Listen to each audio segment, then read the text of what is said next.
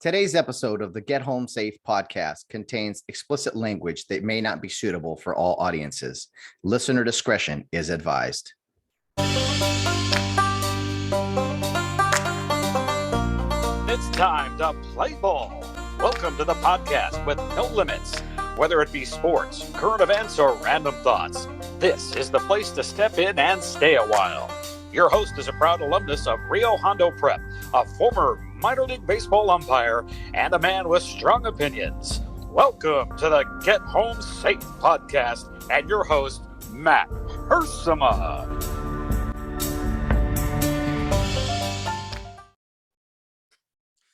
Hey guys, and welcome to another episode of Get Home Safe. We have a special surprise for you guys today. After a few months away from the podcast, we have someone who is returning, a big fan favorite, the one and only Bill Barnes. He is back. He used to be on here weekly with us on the weekly Wednesday weigh-in, just pontificating and giving his random opinions on things.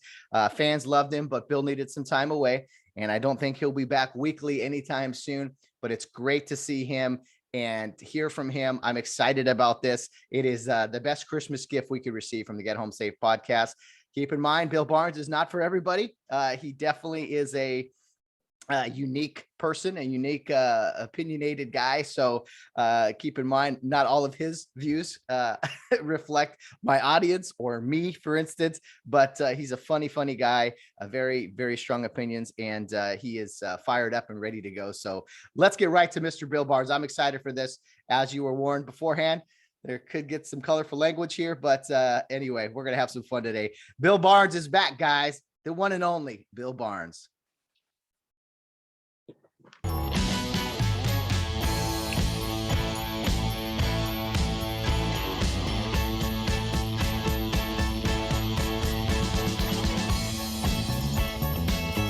Billy Barnes in the house, ladies and gentlemen.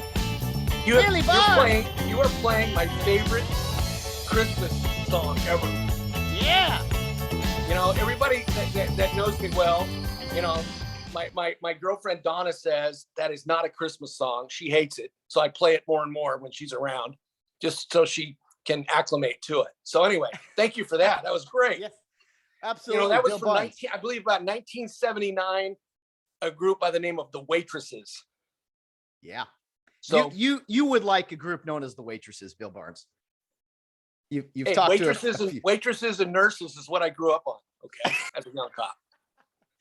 Ladies and gentlemen, he's back with a boom. Bill Barnes, good to see you, man. Last time we heard that song, you were dancing your heart out about a week before Christmas in your very fine looking jacket. For those not watching on YouTube, I'll give you this. Look at this.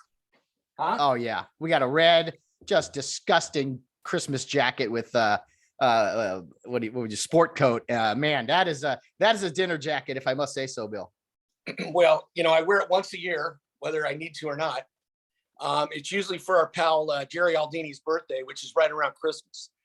And I wear it, and it fits so good now that I decided to wear it a second time for your show because you had requested that I do so. Therefore I am. What a guy. What a guy, Bill. You were feeling no pain last week. You were in the Christmas spirit, or whatever you want to call it. Maybe the Christmas, you've had too many of the Christmas spirits, and you were dancing along. You said, Matt, find this song on the jukebox. And it took me a while. I finally found it. And then I showed a little clip of you dancing. It went a lot longer than just that little version. It really shouldn't have, because I am not a TikTok dancer by any stretch of the imagination. So it probably, you know, was very, very repulsing to those who watched it. And I apologize. Oh man. Well, they loved it. And you know what, Bill, this is our New Year's Eve edition of the podcast. We're a few days early, but we're kind of right in between Christmas and New Year's. So what a better way than to bring you on. We have a lot to talk about. We're going to recap Christmas, look forward to 2022, a lot of different things. But first of all, a lot of fans, I'm sure, kind of wanted to know what happened. I got that question a lot. What happened to Bill Barnes? What happened to Bill? I said, hey, he's a busy man. People want him. Contract dispute. I mean, these things happen. Well, you know, it kind of goes with the whole, my whole genre of when, you know, my life, you know, men want to be me and women want to be with me. So I can understand Yeah, go ahead and laugh. Come on. No, I'm kidding. Maybe at some point and time down the road, but not now. So yeah, I got busy. Work was out of control. I just couldn't give this the attention that it's so desperately needed. So for that reason, I just stepped away for a while. I don't know when we'll do it again, but we're certainly doing it now. We'll make the best of it. There was no contractual haggle or anything, since I don't get paid shit for doing this anyway. So, well, what's the big deal? Yeah. So there was no big deal. It's just that I got busy, and one day we tried to do it. We couldn't because I get, so it was one less thing I had to worry about, but I was keeping, following your show. And I must say, you have had every person who have even set foot on the campus of Rio Hondo Prep. I believe you had the janitor's uncle from 1977. And that was a lively talk about which key goes to which room and what kind of broom you use to sweep the gym. And, that was just absolutely engaging. And I watched that episode about 4 times. Well, a lot of us are former janitors. I was a former janitor as well. Can you believe, Bill, they trusted me at one time, not at Rio Hondo, but my head coach, he trusted me with the keys to a dentist office and I don't know, insurance company or something in Pasadena that we had to go clean 3 times a week. High school Matt Hersema with keys to the classroom, if you will. I saw that picture that somebody, I think Freddie posted it, of you in high school. Boy, here we go. You look 50 years old then. Okay. About? And let's, I think it's safe to assume you were never thin. Is that true? I think you were probably wearing waist size 36s when you were in 5th grade. Wow. Anyway, I wish we had a live studio audience. Somebody'd be laughing besides you. Yeah, of course. Yeah. Oh my goodness, you're killing me. Yeah. Those are football playing days.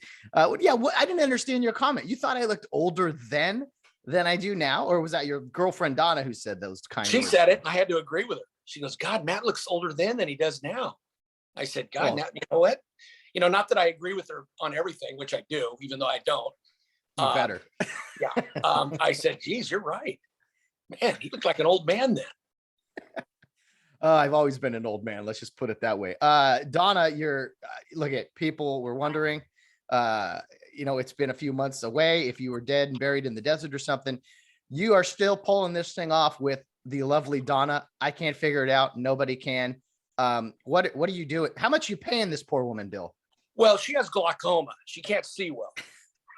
And, I keep telling her, "Hey, put off the surgery. Okay. You're doing fine.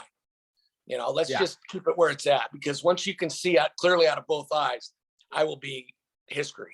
So let's just, let's keep the madness as long as we can." Indeed. Yeah. We saw her at Christmas last week when we were all having a good time. And, every time I see her, she's a lovely lady. We start talking, and about 30 minutes in, I'm like, okay, what is it? There's something wrong. We just can't figure it out. What is wrong with her and her taste of the, maybe she's nothing wrong with her. She just, maybe you are that charming. When we met, she was desperate. I was available, and the desperation has not evaporated yet. So, we'll ride this as long as we can until she comes to her senses. And then I'll have to, resort to plan B, which will be beg and pay her to stay with me. So when we get to that point, we'll figure it out. You need, Bill, you got a great second career here going on. You got a wonderful woman in your life. You're dipping back into this podcast a little bit. You got a wonderful granddaughter. Life is good for you, right? You need to go get a lotto ticket or something. You got a hot hand right now, man. Well, I do. And I'll tell you what, I'm blessed right now. And even though this pandemic is still running amok, because, we have politicians running it instead of doctors. And even the doctor that we have running it is a fucking idiot. Okay. And that's your twin brother, Dr. Fauci. I'm about had it with him and his, fence writing. But anyway, it's all good. And I want to thank all of the loyal supporters. I want to thank all the people that voted in the Podcaster Academy Awards for the lovely golden mic that I got. That's right. I displayed this quite proudly the evening that I got it. So anyway, I'll try to live up to it. I want to put it on. I want to put it in the picture, but I put it like this, and it's just not good. Stop So it. We're gonna leave it out. Yeah, good idea. Yes, the votes are still coming in for that, but we figure we get you that award because You know, there's 81 million people out there that got buffaloed by our president. There's got to be about 15 or 16 that get buffaloed by me, and I certainly appreciate it. Absolutely. Bill Barnes on the podcaster of the year or whatever you want to call Well, it. Yes. Guest podcast in a limited role. There you go. And Guest Bill, we've podcast already in a limited role. That was me. I think there was one other person. There was one other person that was up for it, and I don't know who it was, but I beat him. No, so good. Yeah. Hey, outstanding. You done great, Bill. And this is our 75th episode together, Bill. Not that anyone's counting, but this is number 75. A lot has changed over that amount of time, and here we are. So yes, congrats on the big award. Yeah, that's a big. You already have juice boxes and participation trophies in your life. I figured you finally earned something for a change. Well, exactly. I mean, it's been a while. I mean, I can't believe that I actually won, and I proudly I proudly display this in my office where absolutely nobody goes. So it's great. How was your Christmas, Bill? I know your granddaughter is growing quickly. It looks like you had to put together a toy truck. Maybe you and Santa. You had some work to do for your granddaughter. It looked like it was all worth it, though. Yeah, I'll get to that in a second. Okay. It all started Christmas Eve. I went down to Donna's pad down in the fashionable San Fernando Valley, and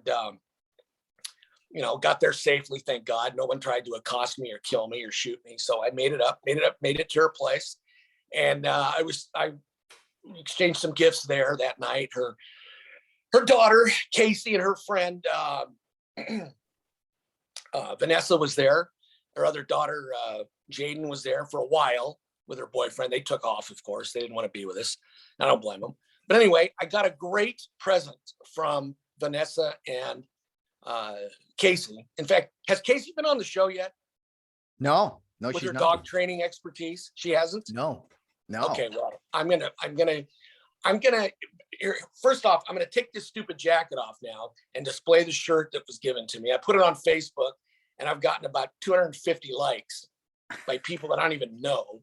So we're gonna take the coat off. Can you read that? Oh yeah.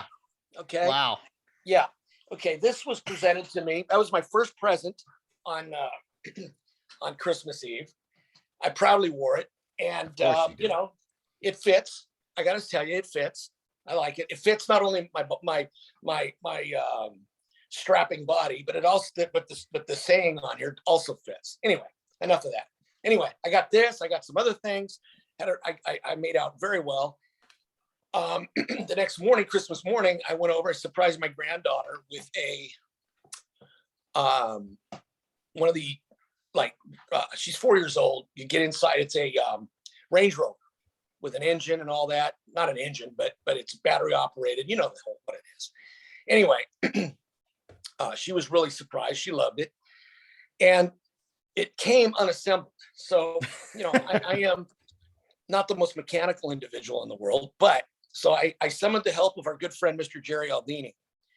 So Aldini came over, I think it was Tuesday morning, and we put this thing together. It took about 20 minutes, and I could have done it myself. It was that simple. I could have, but Santa Claus, Mr. Aldini, helped out. So I presented her that. She loved it. It was raining, unfortunately. She couldn't get out. She has not been able to get outside and drive it yet. We're taping on Tuesday, the 29th, 28th? 28th. Okay. We're going to try for this afternoon. It should be clear. I'm going to go over there, shoot some video of her driving her Range Rover. She will have a helmet on. She will be seat belted in. She's a high maintenance 4-year-old. I mean, last year she was a doctor. She had a doctor's outfit for Christmas. This year, she's a Beverly Hills socialite driving around in a black Range Rover. So whoever the poor bastard is that hooks up with her down the road, he better beware. She's got high tastes. High standards, but you High bought a standards, Range Rover already, Bill. I think there's 4 years another old, one in yeah. there's another Range Rover in your future someday, probably. Well, let's hope I'm dead by then, because I don't want to have to deal with it. Oh, that's funny. What about you, Bill? Did you get any fun gift that you can share with us besides that wonderful T-shirt? Anything else? Yeah, I got a let's see. I got a really nice mattress pad. Oh, that makes my mattress nice and firm now. I won't go you any did that further for a than year. that. I slept down the hall from you. I remember. Anyway, at least something's firm in the bed, which is nice. So that's a start. That was nice. Got a good night. I've had some really good night's sleep since then. Well, let's see. Gosh, I mean, the shirt, obviously, we've all seen that. Yeah, that's been the high point. It's all good, and the granddaughter, being happy with that's I'm sure is a gift in itself. So when you're my age, you don't really, for a guy that has everything, I don't need anything. So just seeing other people's happiness is makes Christmas for me. So lovely. I'll be going to 1-800-INSTA-LOAN to get some money to recoup my expenses I made this year, because I spent a hell of a lot. Yeah. So anyway, what about the decorations at your home, Bill? Did you put any up? Did you have the lights or anything going like you have in the past? You didn't have didn't have a loyal tenant who did that for you. No. When you were renting that room for me, it looked like you had so much shit up. It looked like a Mexican beer bar. All we needed was a bunch of drunk senoritas running around, and you outside the front door blowing a whistle, getting people inside. I swear to God, I thought I was living in Tijuana when that happened. Lights everywhere. I love it. Yeah, lights everywhere and bells and whistles, and come on. No. Bill, you've had a lot of because when you put that up, you got to bring it down. So why put it up? Why make more work for you? I brought it down. I brought it all down. Well, you did, but yeah. I would have had to do that. You. And no. I'm not gonna decorate just for me. That's ridiculous. So, Scrooge. Well, you have guests over now that you're a big timer. And I'll spend the money in other ways for them. I'll buy them drinks and maybe get them a pumpkin pie or something. There you go. That's nice. Come on, Bill. I am by far your most cheerful of all tenants. Previous tenants, we should say. That's not hard to achieve. Yeah, you're right. Okay. Well, Christmas is over. A new year is fast approaching. This time last year, we were all fired up to just see, all right, let's just change this calendar from 2020 to 2021. But I got to tell you, Bill, it's almost been a sequel of 2020. Hasn't been much better. 2021, what is your recap of this crazy year we've had? Well, you exactly hit it on the nail there. It's we've gone no place. 2020, March of 2020, we got diagnosed with this pandemic. And everybody kept saying, take the shot. When the shot came out, I will say this. I've had both. I've been double vaxxed and I had the booster. Okay. People are going to be pissed. Like, Bill, you sell out, blah, blah, blah. Personal choice, folks. You know why? Because at some point in time, they're going to say, unless you're triple vaxxed, you can't go inside a 7-Eleven, you can't go inside the movie theater, you can't go inside, so I'm just beating it to the punch. You know what? It's when you're it's kind of like being just being an abused dog. You finally say fuck it, before you get hit with the whip, you just do what you think you need to do. So that's what I'm doing. And I have had no adverse reactions, so that's what I chose to do. Now, to those of you that don't want it, fine. I look at it this way. At some point in time, during this whole pandemic, this whole bunch of bullshit we're going through. Just like back in 1918, 1919, they had to play through it. They didn't have, thank God back then, they didn't have the internet with all these dipshits coming out with every theory in the world. They didn't have goofball, egotistical, dumbass politicians like the governor we have of this state telling people this and not having any knowledge at all of what the fuck they're talking about.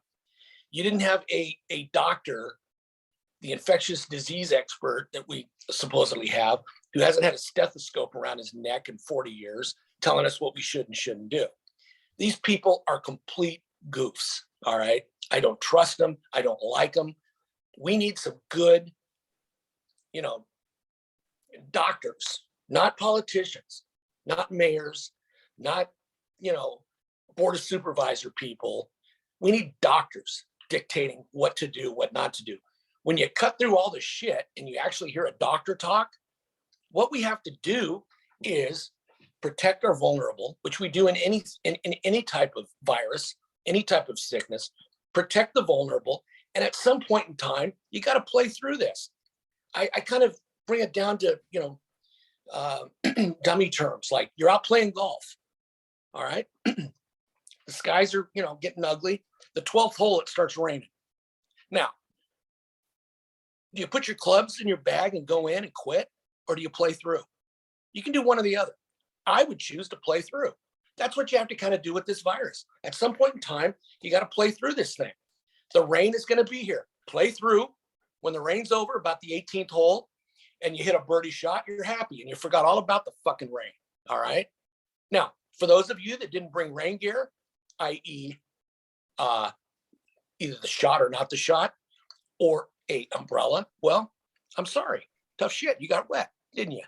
You know what your health is. You know what you can handle, what you can't handle. All right. I'm not saying I'm not anti-vax. I'm not pro-vax. I'm pro-choice in this. I think it's absolutely horrendous what the government is doing to force people into getting the shot or not getting the shot. Okay. It's bullshit. It's not the way this country was designed. But then again, nothing the way things are going now. Anything with the people in charge now, this is not the United States of America any longer. Hopefully by midterms next year, when we get some adults back in office and not these dipshits called the squad, running things, we're going to get some semblance of the United States of America back. And we've got to get the current administration out of the White House. I thought it would be bad. I had no idea it would be this bad. Okay. To you 81 million people out there who voted for this clown, shame on you. Hope you're happy. Even his own party thinks he's a clown because he is a clown. Joe Biden has been the perennial follower his whole political career. He's never done shit. He was a vice president for 8 years and basically, was the big cheerleader for Obama. Okay. He's always been that guy. He's never had to do any work in his life. He's never had to do shit. He tried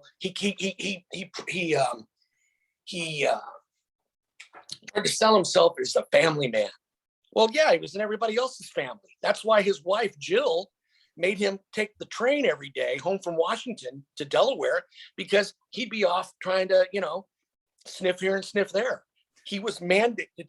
He didn't do it because he liked his family. He did it because Jill was going to, kick his ass if he didn't come home every night. So don't listen to his bullshit. All right. He is a philanderer and he's a pile of shit and he needs to go. What do you make of the "Let's go Brandon" phrase that has kind of caught the nation by storm? I love it. I like the other one. I like the "fuck Joe Biden" better, actually. Okay. I heard the other day it was how was it labeled? "Let's go Brandon" was labeled a right-wing hate catchphrase or some nonsense or whatever. And it's like, no, this is, you're actually proving the point here. That phrase has caught fire because, number one, that's how people feel, but it's also proves when it actually happened. This poor NASCAR driver named Brandon was getting interviewed, and the FJB chants came out, Mhm. and Mhm. the news media reported, oh, they must be saying, let's go Brandon. You couldn't have planned it any better Well, there you go. There you go. You got the media, and they're a bunch of that's another whole bag of shit. Those people. Yeah. I mean, they're not journalists anymore, Matt. They're not journalists. You were a communication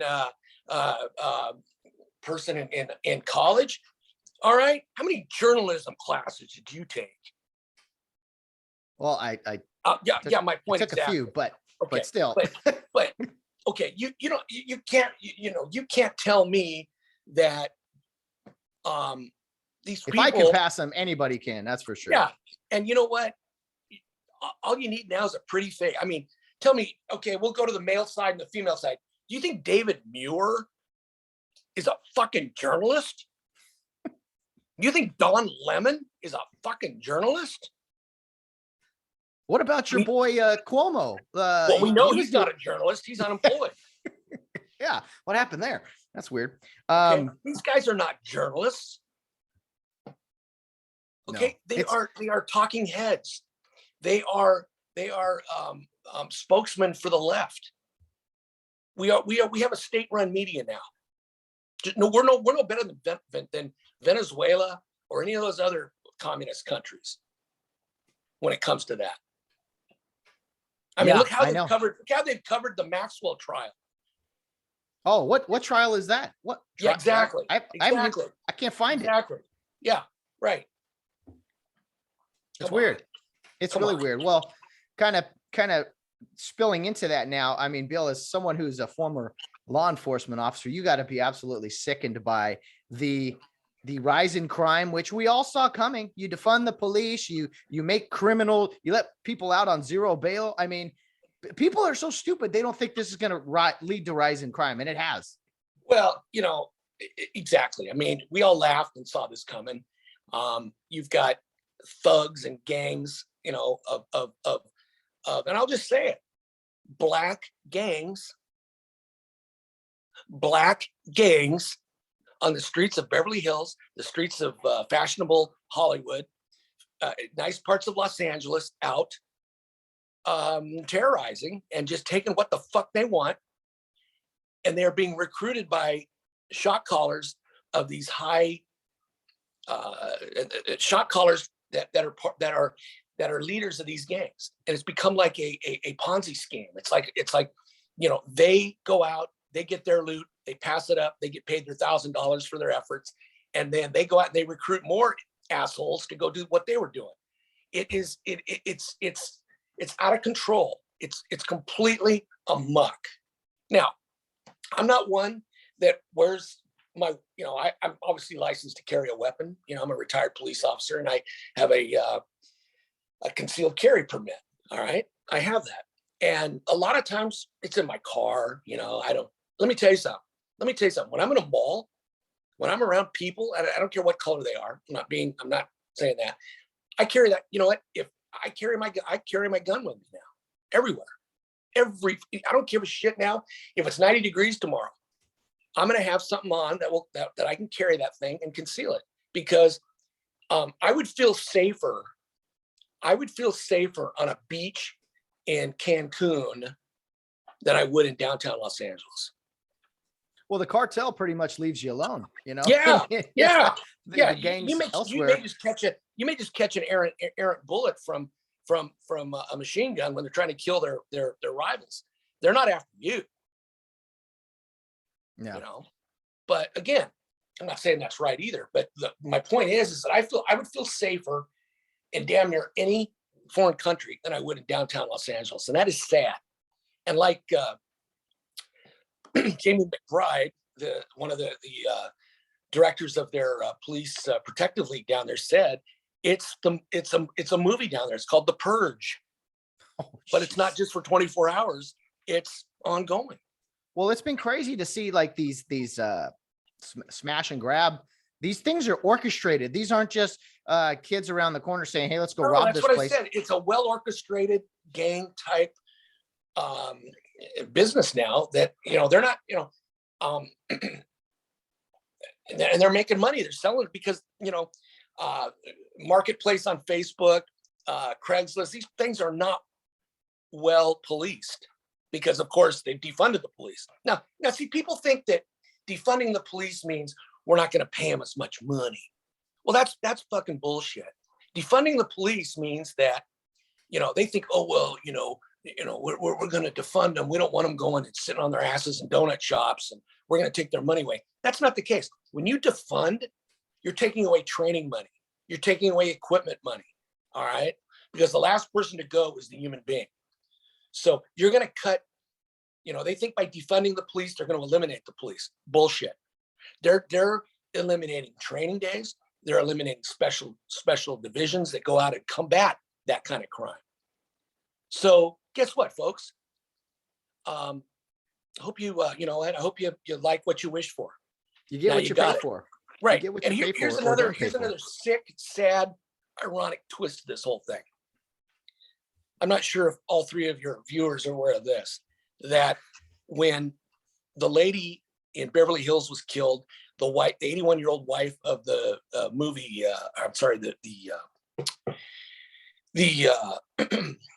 music producer, by that crazed, lunatic, idiotic parolee that just got out of prison, that indiscriminately went up to her place and killed her. That was her son-in-law, was the CEO of Netflix, which gave millions and millions of dollars to the Gavin Newsom fight the recall effort. So it came full circle on them. What they put money into keeping created this monster, enabled this monster to go and kill right in their house. So, and it's sad. That's bullshit. It's unacceptable. It's great. It's crazy that people excuse, everyone wants to, I'll talk about science and people hardly ever look at data anymore. But like you look at crime in specific cities that not all of them defunded the police, whatever. It was a fancy catchphrase that people threw around like anything else. But these cities, murders are way up. I mean, not set aside all the other violent crime, murders have skyrocketed. And that is in large part because of a lack of policing, because people are handcuffing the police. You can't argue with the results. Your ideas, right? Your fancy ideas, politicians, did not work out the way you wanted. But and they're claiming that well, theft is down. Well, theft is down, you dumb bastards, because people aren't reporting it because you can't do anything. You can't. No, yeah. I mean, if somebody walked into my garage today and took all my shit, you think I'm going to report it? Hell no. Why? Have my insurance go up and have some cop come out here and take a report, and that's as far as it goes? Why bother? What about all the CVSs that are going out of business? They have to shut down because they can't report these crimes of theft. How about that? Well, you know what? I watched a very disturbing video last night of the Burlington Coat Factory incident where, and it goes along kind of with the CVS question. The Burlington Coat Factory, for those of you who don't know, last Thursday afternoon, about noon, some psychotic nut, gorked out asshole on drugs was in a Burlington Coat Factory in North Hollywood, beating people with a bicycle lock. And watching the video, I watched the entire 35-minute video, which of course the media is not going to show. They're only going to show the part where the cop, puts the guy down. But anyway, 911 calls were indicating that there was possibly shots being fired. Whether or not they were or not, they weren't, obviously. But because of the noise the guy was making, perhaps people panicked and thought it was an active shooter. All right. So with the mindset that the cops had arriving to the scene, they formed what's called a diamond formation, which is used for active shooters. In an active shooter entry, you're in a diamond formation. You have 4 officers. One has a in this case, it was either a shotgun or a AR-15, and they are moving through, and their whole purpose is to find the shooter and put him down. And that's exactly what they did. And with the horror and with the obvious anger, And, oh God, the 14-year-old girl that died by the stray bullet, that didn't have to happen. And I'll tell you why. All right. That son of a bitch who was in there creating the problem, assaulting people, he made this happen. He doesn't do that. We're not talking. However, the police responded. They did what they did. Evidently, that what they believe is an errant round hit the ground, skipped, and struck a 14-year-old girl who was in a dressing room hiding with her mother. Completely unacceptable, horrible. No words can put any type of heel on that at all. Nothing. However, people are so afraid now to engage with people that are being assholes, just like on airplanes. Airplanes. Somebody needs to just get up and just kick the living fuck out of one of these assholes that's creating a problem on the plane. Okay. And you know what? I'll get to that in a second. Let me finish up on the Burlington Coat Factory. If someone was in that store and just walked over there and hit this guy with a chair and knocked the shit out of him and held him till the cops got there, people are afraid to engage. Where's their security at? And even if they had security, many companies have a policy now. Do not engage. Just be a witness. Just watch. Well, that's bullshit. Yeah. That is bullshit. There were 2 human lives taken here. One, I don't give a flying fuck about. The second one was that 14-year-old girl. That shouldn't have happened. Now, whether or not this shooting is going to be deemed justified, tactically correct, that's out of my pay grade. I don't make those decisions, obviously. I have my opinion, but that'll be determined by the folks at Los Angeles Police Department and their civilian police commission. So back to the airplanes. You've got you've got people with that. Look, I don't blame them for not wanting to wear a mask on a plane. I don't blame them one bit. However, you're getting some liquored up, drunk idiots that get on an airplane and they become unruly. And these flight attendants, most of which are women who don't have the training in, they give them training at United Airlines flight school. I get it.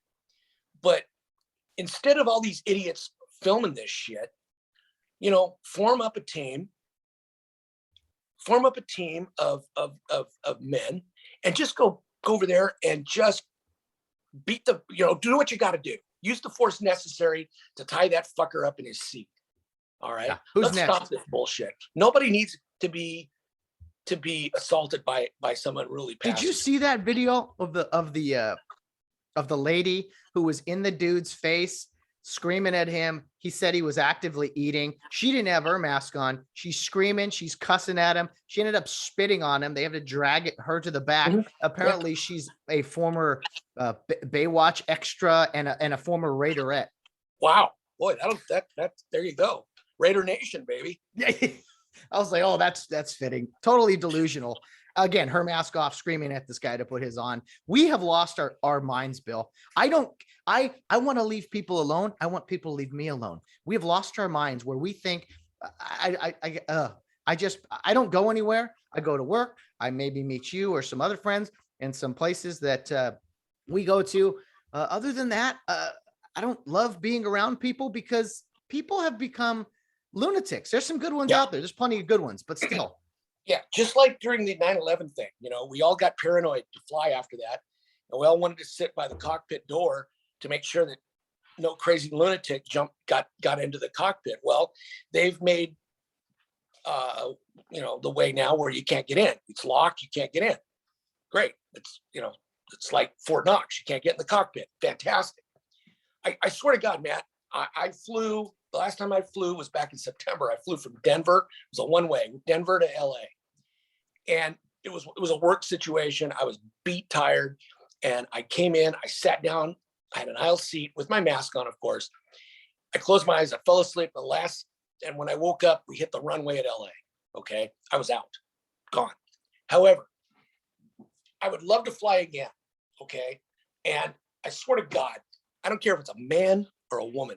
If they get shitty, I swear to God, I'm going to get up. I'm gonna go rip the the armrest off one of these seats. I'm gonna club him like a baby fucking seal. Okay, because I am sick and tired of this shit. These people should not have to endure these idiots, you know. And if there were more people that were willing to step up and take care of business, the police can't protect you. Okay, all they are, we're a cleanup crew. We are a cleanup crew.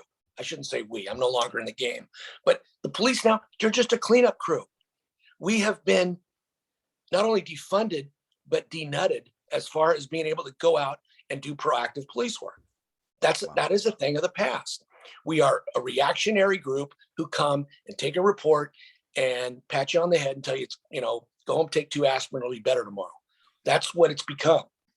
So people are going to have to start acting. I'm not saying be a bunch of vigilantes, okay, because that's a whole nother deal. But this Burlington Coat Factory thing, if there'd have been some, and you can't tell me that on December 21st, 2nd, whatever the hell date it was, in a busy North Hollywood Burlington Coat Factory, it was all women. You can't tell me that. All right. There had to be some men in there that could have stepped up and beat this guy's ass. Okay. And put him down until the cops got there and taken him off.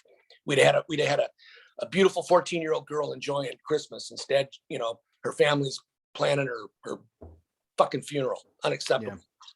All right. Well, Bill, I mean, like it's a scary thing. I actually knew someone who was, you know, very young guy. I don't know, late 20s, maybe early 30s, who just basically 1 year on the job on the police force. And he said, I don't want any part of this, and walked away. And that's just one person I know. There's people all over the country like that who don't like what has been going on. I've known other veteran guys who were a few years from retirement. Probably they've walked away. They've moved to another state. I mean, it's only going to get worse, I think, as far as policing goes. But you know, there's still some states, some cities, some that where there's no issue. It's just this state of California. Have you been driven or even thought about leaving yet? Seriously, now that you're traveling, you still have your granddaughter. Yeah. I think about it all. I think about it every day. I'd love to get out of here. Love to. But there are things keeping me here that, you know, that I'm not yet ready to cut the umbilical cord, I guess. I don't know. Yeah. So. Yeah. And that's good. That's on me. That's my fault. It's all we all sleep in the bed. We make the bed, we sleep. I don't know, however the phrase goes, but well, I'll tell you what, my bed has a nice firm pad on it now, and it's so you don't groan. Maybe what we need in society is a nice firm pad to make things go better. What do you think? I like it. No more growling when you wake up. No. I wake up with a smile on my face and you know, ready to rock and roll. That was the best. I come running down the hall. Bill, what's wrong? You okay? He's like, yeah, I'm fine. What are you talking about? Just stretching, man. Just stretching. Stretching out, letting it breathe. So how has work been? You've been traveling all over. You've been very, very, very busy. I know you're very top secret, but is there any stories you can share of anybody you've met or anything of that nature, or is that all kind of hush hush? It's kind of hush hush. Understood. Yeah, but I've met some doozies, I'll tell you. Yeah. Interesting. Mm-hmm. I love it. Secret Agent Man, Bill Barnes. Now, I'm just kidding here. Is there an age kind of restriction on your endeavors? I mean, you're a young, vibrant, 62-year-old man, but how long can you do your line of work or plan on doing your line of work? I'm as old as I've ever been. Yeah. I stole that line from Mike Rowe. I interviewed him the other night, and that guy, let me tell you something. He's a you know what? I bet he never has a problem in a bar talking to women. That guy's smooth. He is smooth as a gravy sandwich.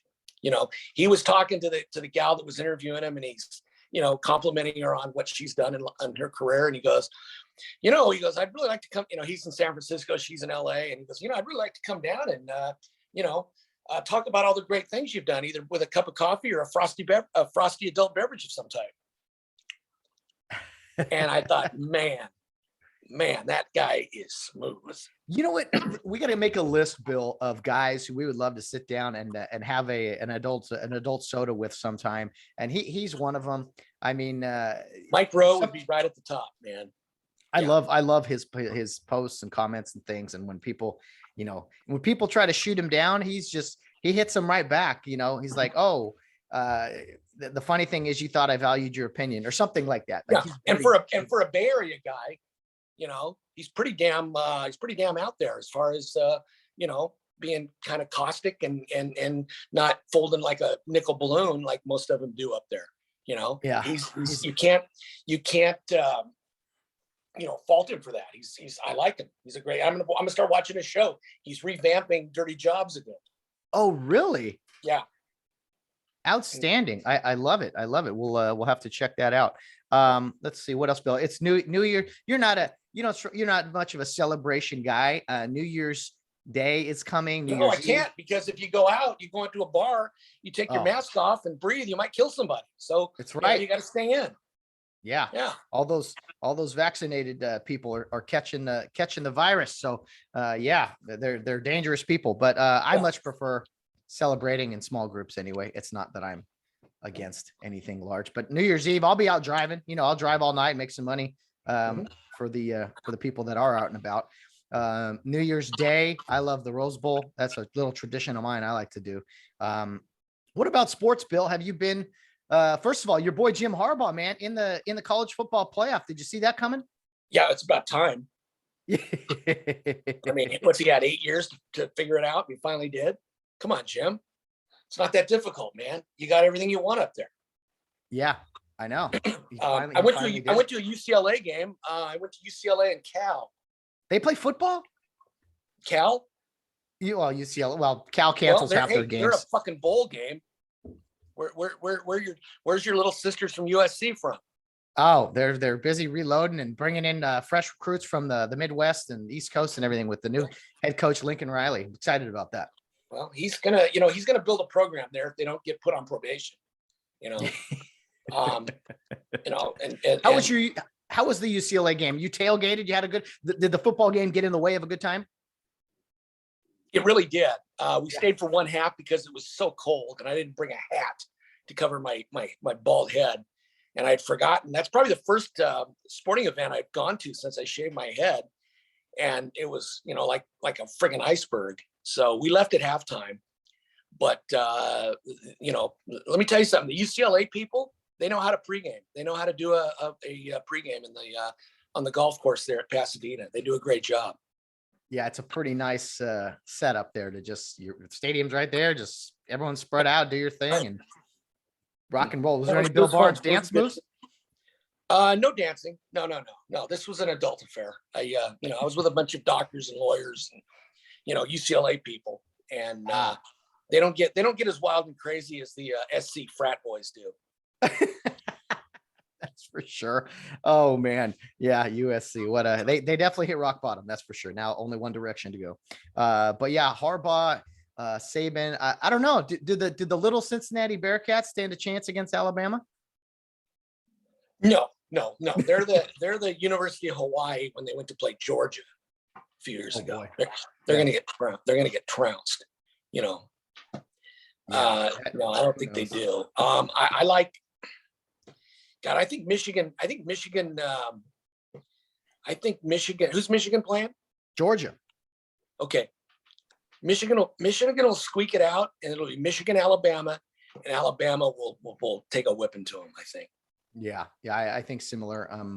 Maybe not a blowout, but I think Alabama they keep doing their thing, and it's crazy. But it is what it is. To the NFL we go.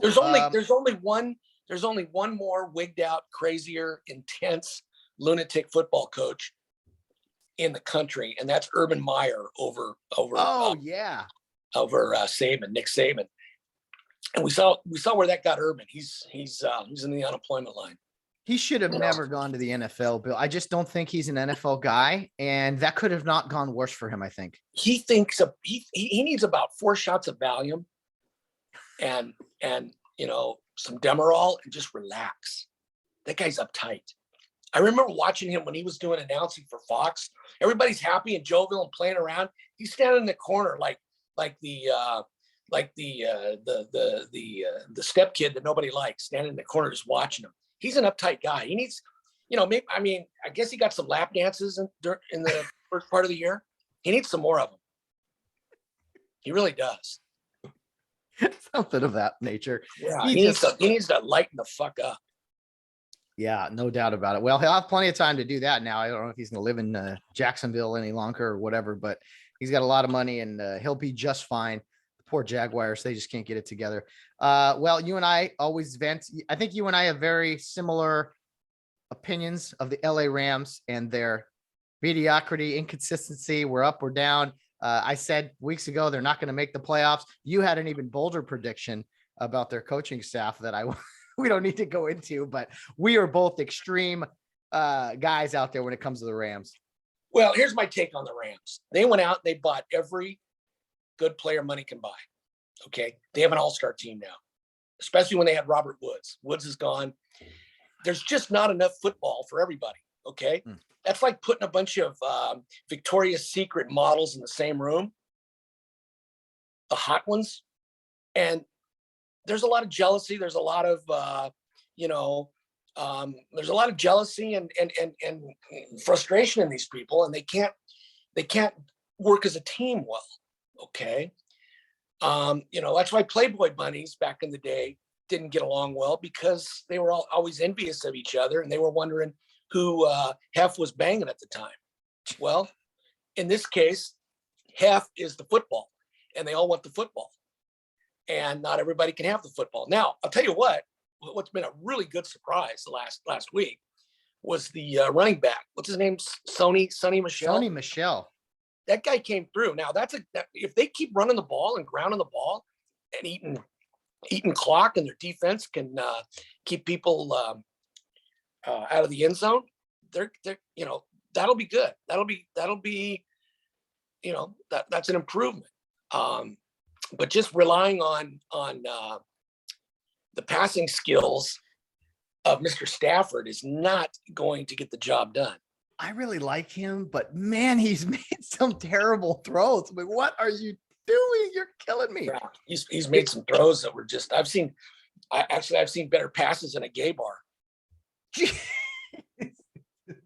Not that I've ever been in one. But yeah, how would you know? How would you know? I think they can run the football, and they have possibly Cam Akers coming back after tearing his Achilles in July. That's Sonny Michel guy. Cam Akers, he was their top back last year. I think it was a rookie. Tore his Achilles. He's going to be. They can run the ball, man, and in January in the playoffs, that's important. Who else impresses you? The NFC to me is absolutely loaded. Packers, Cowboys, Buccaneers, Rams, the Cardinals. I mean, this is going to be an intense NFC playoffs, I think. Yeah, you could put an AFC playoff team together and not beat probably the top 3 or 4 NFC teams. Even the Chiefs, who have found it, put it all together. They're up and down. You stop Mahomes, you stop the Chiefs. Yeah. Little pressure. He was shut out in the Super Bowl last year, so that just proves that can happen. But Rams, 2 games left. Baltimore on Sunday, and then those hated 49ers who just will not go away. Those pesky 49ers that are probably going to get in the playoffs, and I hope to God they don't play the Rams, because I don't like that. If the season was to end today, it's Rams hosting the 49ers. Yeah. So good luck with that. I hate those guys. I hate them so much. Oh my goodness. Bill, what is on tap for you in the future? More of the same? Are we going to get to see you maybe once every couple months here on the podcast? What do you think? I would like to do that. I'd like to get back and get some FaceTime with all the Rio Hondo people, because that's the only people who watch you. So I just have to know my audience. What I'm going to do next year, Bill, is I'm going to I'm going to have a separate podcast that is Rio Hondo football only during the football season. That's another thing. Mr. Aldini and I, we worked Friday nights, and we were watching your sideline reporting. Okay. Christina Pink, you are not. All right. I didn't show myself. I showed the footage. Yeah. Okay. All right. And, next year, rent a cherry picker and put your phone up on a hoist and be able to film the fucking game, rather than this bouncing Parkinson's riddled diseased guy bouncing the camera. I mean, my God, man. Hey, but you were tuning in. You were tuning in to watch. We were tuning in to get a good fucking laugh is what we were doing. Rio Hondo. Hey, Bill, beating them Charter Oak Chargers, one of the biggest wins in school history, if I must say. That was huge. That was huge. I mean, Charter Oak must have had about 15, 17 guys in COVID protocol that night. No, they had fresh bodies and a lot of them. Rio Hondo won that game playing 15 players. Amazing. 15 guys saw the field. So I know you tease my alma mater, or at least my coverage of it, but I know deep down, you know what?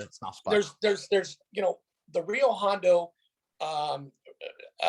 alumni fraternity is about, it makes the USC fraternity look like chowderheads. Okay. And they're the biggest, alumni fraternity there is. If a USC person or USC person are walking on the street, they just know, hey, you a Trojan? Yeah. Hey, and they give the secret handshake.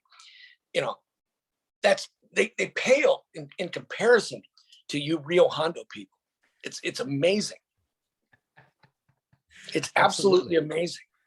I love it. That is a compliment. That's a very good compliment, Bill. I appreciate that. And when I read when Freddie put the picture of you up the other day, and he said, "Hey, this is my quarterback." I'm thinking, Jesus Christ. I go, what year did you graduate? 2003. 2003. I'm thinking, well, maybe they were still, small then, and maybe there was like maybe 17 kids in the school. So yeah. Most of the team, it had to be mixed. There had to be it was maybe a co-ed team. So if Matt wasn't the quarterback, some girl might have been. So that was my thought on that. The best handoffer in RHP history for sure.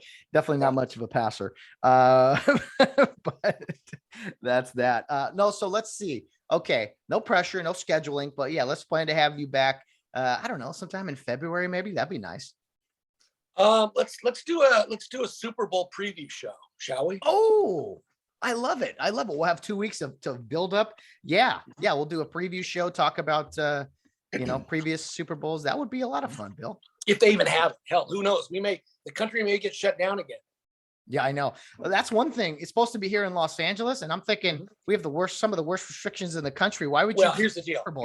It just like the COVID, the vaccines, just like that, it's all money driven. Do you think for 1 second,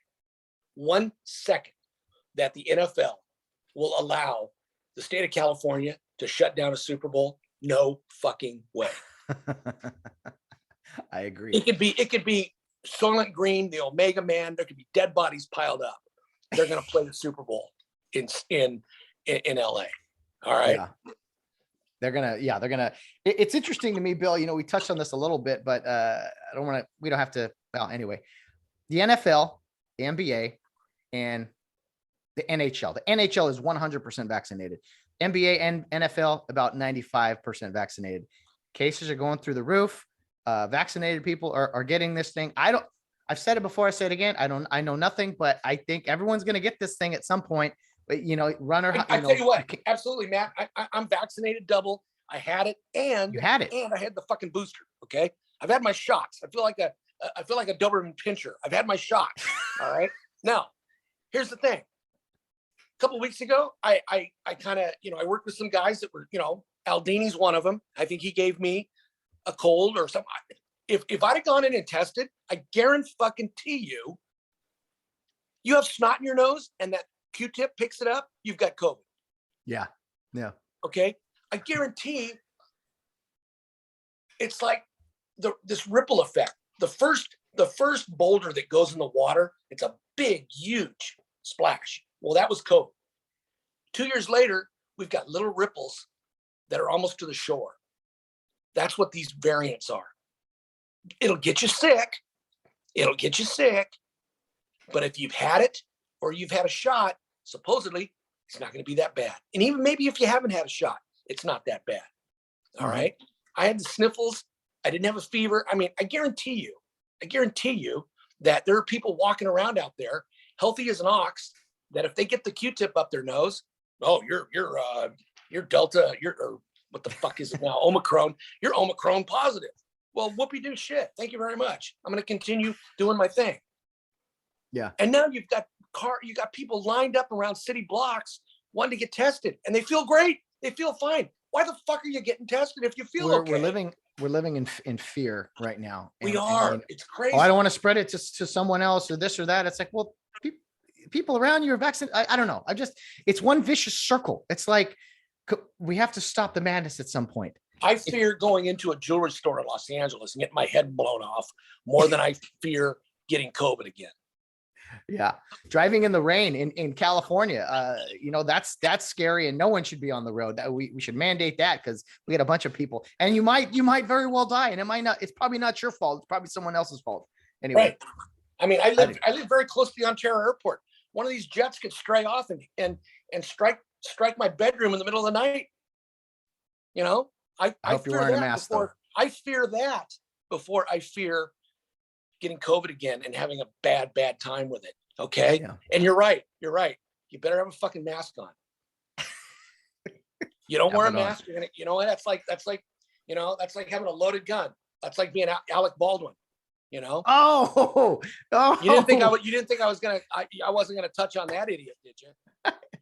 Bill, our anti-gun anti-gunner, the Mr. One and Only Alec Baldwin, who thinks guns are evil and this and that. He proved it, didn't he? Yeah. In the hands of an idiot, he proved it. They are bad. No doubt. Yeah. You pointed at somebody and pulled the trigger, bad shit gonna happen. But he said he didn't pull a trigger. Oh, yeah. I'm like, how did really, Alec?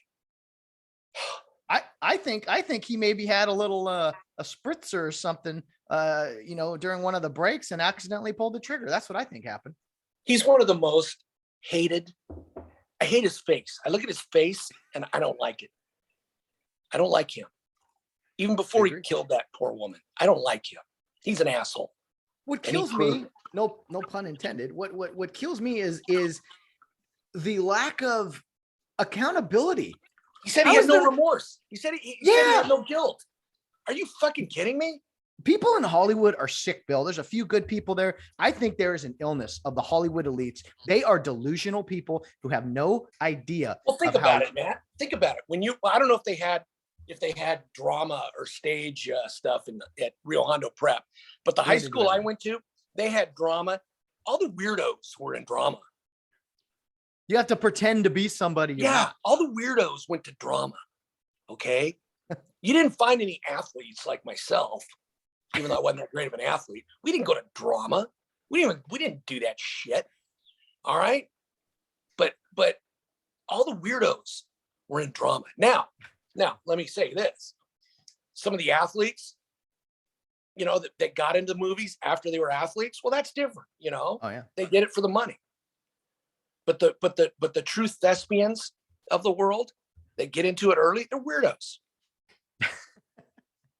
You're acting. In my humble opinion. Think about it. Well, and said yes, to piggyback the Rio Hondo Prep. We the school's so small, we had to do everything. You had to play football, then go play an instrument, then go be in the act in the school play. Yeah, very well rounded, but we were not centralized into one like the drama department. I hear you there. Year round, pretending to be someone you're not is kind of we had people in like science class that when you're asked a question, they got into character and answered the question. It's like, sit down, you fucking idiot. Stop it. Stop. Oh, sit my down. Goodness. This isn't Shakespeare in the Round. Come on. Alec Baldwin. Yeah. See, there's a lot of things and he's a prime example. He's a prime example of a goof. When you're handed a weapon, I don't give a shit if it's a movie set. If you hand me a weapon, Matt, and you say, "Hey, Bill, it's clear there's no rounds in there." Hey, you're a great guy, and I love you to death, and I'm going to believe you. But you know what? I'm going to check for myself. That is responsible. That is the responsible and accurate thing to do. Always. And always shoot a gun like in my opinion, he should be charged with some type of crime. Something. He should be charged. He killed a lot more innocent people than Kyle Rittenhouse did. I'll tell you that much. He sure as fuck did. There's been a lot that's happened since you've been on this show. So I knew we kind of be all over the place. I mean, it's been, I'm trying to remember when our last, it was probably this summer, the last time I had. Yeah, I think it was probably September, maybe. Yeah. Right before the football season took off. Right. Yeah, that's because I didn't want to interfere with your 24/7 coverage of Rio Hondo football. I just couldn't compete with that. Proud tradition. No, you couldn't. You had to take a little sabbatical, but I'm just happy to have you back. I didn't want you to get bored, Bill. I don't want you to, to think the podcast was just something you had to do. Tracy did a great job in filling in for me a couple times. Not filling in, just doing his thing. I enjoy listening to Tracy. He's one of us. I love him. Great guy. I wish it's too bad he's not on more. I like listening to Tracy. We'll get him on more. He's a great Christmas guest. Had him on last week, and gonna work on complete with the red shirt he was wearing. He was quite festive in the occasion. He's always very festive, indeed. We got to get Bob Gordon on. I want, especially with Michigan being in these bowl games, I want to hear from Bobby G. Our good friend that we see wandering around Upland here and there. Mm-hmm. Yes, he's hit a watering hole once or twice in his life. Every now and then, he's he is the one and only Bobby Gordon. Bill, what else is on your mind? Anything else going on? Well, God willing, we'll live to see the next the year 2022 coming up. Every day is a blessing. Every day you wake up is a good day. That's right. And do you think you're going to get to the whole Omega Man experience at some point, or are you just probably too old for that? The Omega Man. In doing weren't you just being like the last man on earth, and because everything's gonna see, I feels like everything's coming to an end here at some point. I'm not trying to be doomsday guy, but I know, wasn't Charlton Heston the Omega Man? You made me watch that. He survived. He could only go out during the daytime because all of the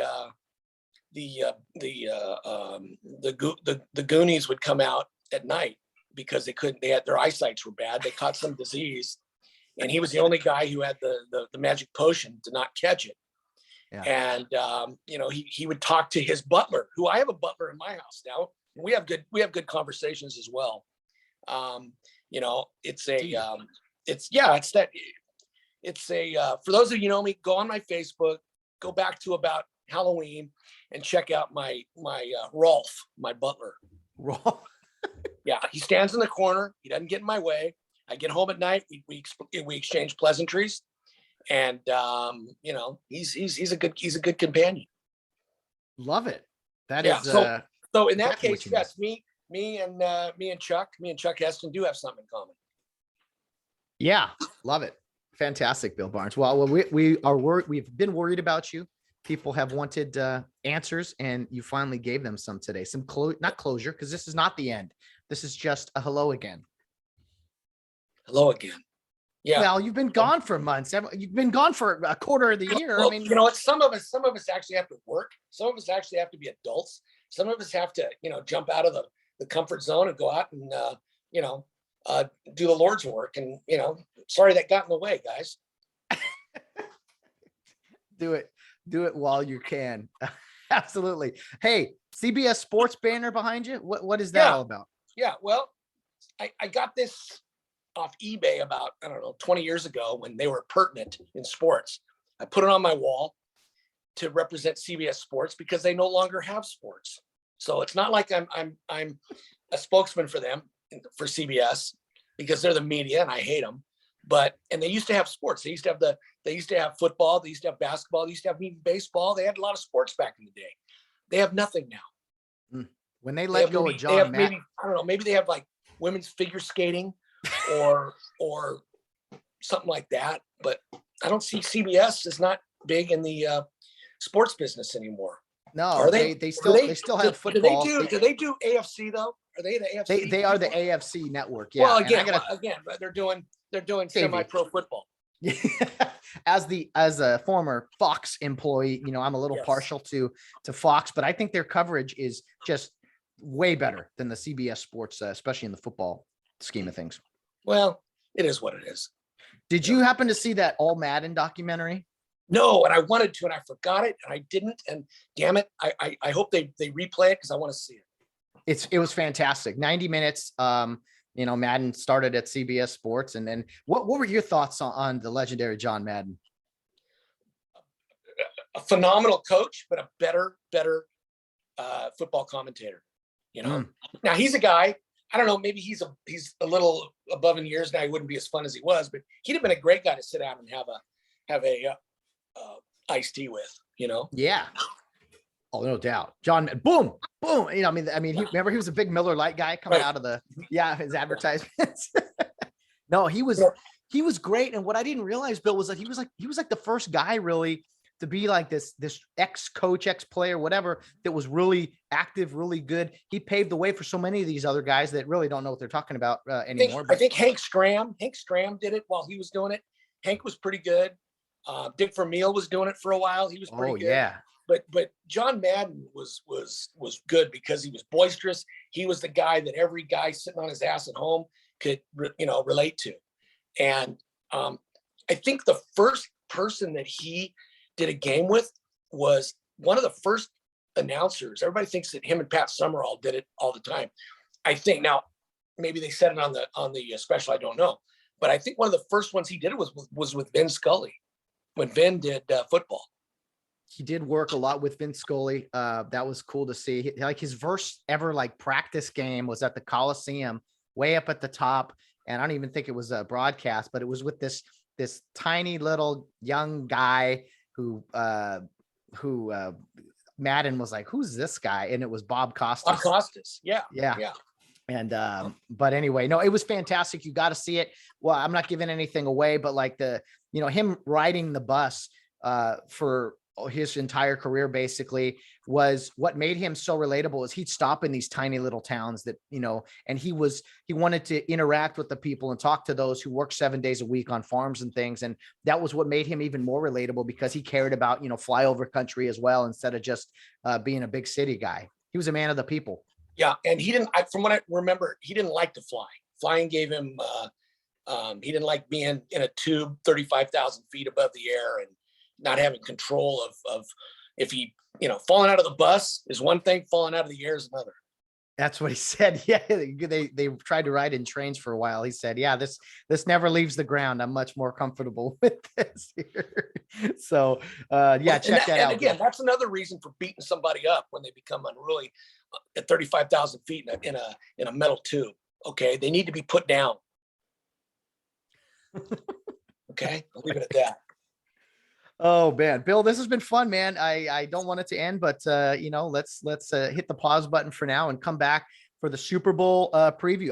I'm holding you to that. I hope it's the Rams, but if it's not, we'll still break it down and we'll see what happens, man. This has been fun. Happy or Merry Christmas to you, of course, and a Happy New Year, Bill. 2022, the day after this is released. 2022, my God, I remember back 1980. I remember 42 years ago, and I thought, man, 1980, and then 2000 hit, and I thought, man, 22 years ago. So it's time flies, whether you like it or not. You get older whether you like it or not. You're playing with house money, my friend. Hey, what did you get Donna for Christmas? By the way, all this talk about you. What did you do for her? What didn't I get her? all your money's gone. Shit, are you kidding me? I've got to keep her somehow. I have to flood her with gifts. I mean, my personality should be enough, but let's see, some jewelry. Let's see, I got her kind of this cool little necklace. It's a B and a D. D for Donna, B for Bill, or her maiden name, which is Barilli. Okay, and I said to her, "Look, I go, you can wear this at the same time, and then it means that we're both laying on top of each other, D and the B." All right. Or if you kick me to the curb, which, if you do, then you can still keep it and go by your maiden name. You are an intelligent man, Bill Barnes. Yeah. You are. But I like the laying on top of each other part better. Of course you do. She's keeping you young, my friend. She is keeping you young. Yeah. Well, tell my lower back that. Hey, that's why you got that nice back pad now to rest on and recover. Right. Oh man, Bill Barnes, happy 2022 to you. And man, any final words to the listeners out there? Words of wisdom for the crazy year that is upcoming. You know what? Make the best of it. This too shall pass, but it's gonna fucking take a while, I think. And as soon as we get some Republican people in there, some people that have common sense, this Omicron, all these variants, it'll be just like any other cold or any other flu. The masks will come off. We're going to live like people in Florida. We're going to play through, and it's going to be a whole lot better. However, to those of you that have had it, that have been very, very sick, to those of you that have lost loved ones, I've lost friends, words can't make that better, obviously. It was a bad situation. It was a bad virus.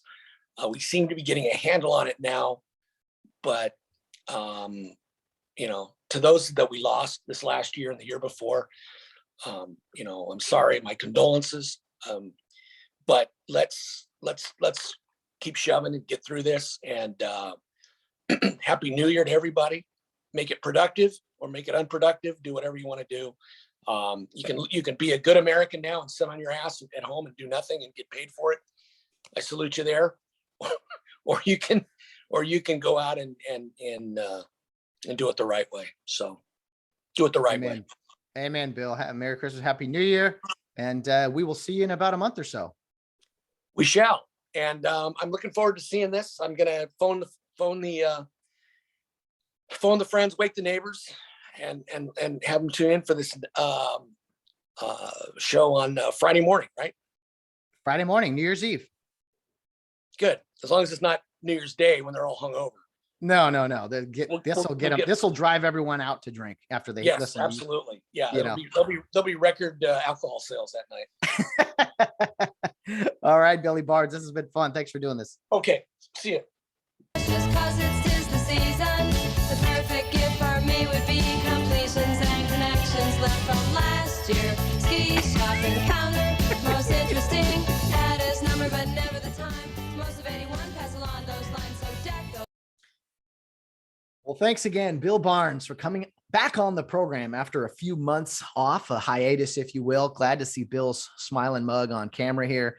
Love talking with him, whether we are on the podcast or somewhere else, but just a blast talking with the one and only Bill Barnes. Not on the weekly Wednesday weigh-in anymore, but every now and then we'll still call it a weigh-in. Him stepping in and staying a while, if you will, for every few months or so. But looking forward to having him back before the Super Bowl.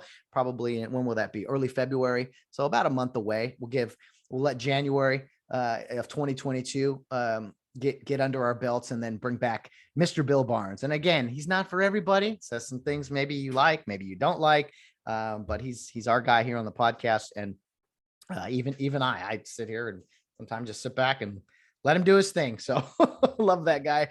He's great. Usually, for the most part, not everything. Anyway, I won't get into that. Love Bill Barnes. We'll see him back in a month or so. Guys, 2022 is upon us. 2021 has flown by. Can't believe it. Here we are. And it's going to be a long night for me, driving Uber all night long. But 2022, hopefully it's a lot better than 21 and 20. I hope that we can get back to just living our lives at some point and take the precautions if you should so feel inclined. And for those that need to or should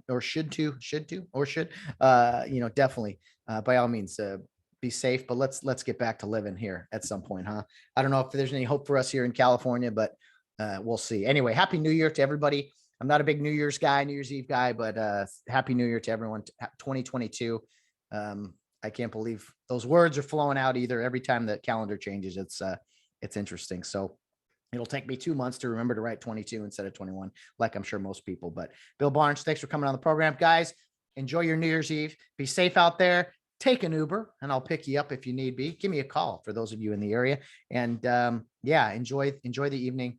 Enjoy being around people the last of the holidays until what would that be? Yeah, we've got some time. But anyway, Merry Christmas once again, and a Happy New Year to my Get Home Safe podcast listeners. When I come back on Tuesday, it will officially be season 3 of the Get Home Safe podcast. Can you believe that?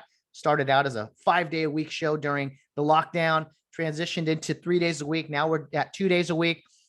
Maybe it'll get down to 1 day a week. I don't know. But for now, 2 days a week. Season 3 officially starts in January. Can't wait to bring you guys more and more shows. Maybe a break in there at some point. But for now, Tuesdays, just me, and Fridays with a fun guest to have a conversation with. Bill Barnes, we'll see you in a month. Everyone else, we'll see you in 2022, season 3.